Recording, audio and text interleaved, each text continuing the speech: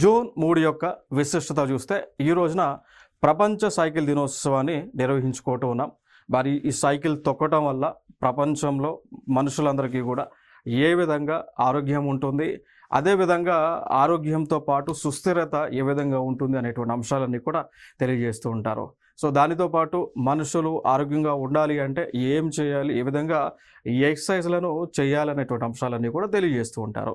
దీనికి గల మరి ఈ ప్రపంచ సైకిల్ దినోత్సవాన్ని నిర్వహించడానికి ప్రధానమైనటువంటి కారణం చూసుకుంటే ప్రొఫెసర్ లెస్జెక్ సెవిల్స్కీ వీరి యొక్క చొరవ వలన జూన్ 3న ప్రపంచ సైకిల్ దినోత్సవాన్ని మనం జరుపుకుంటూ ఉన్నాం.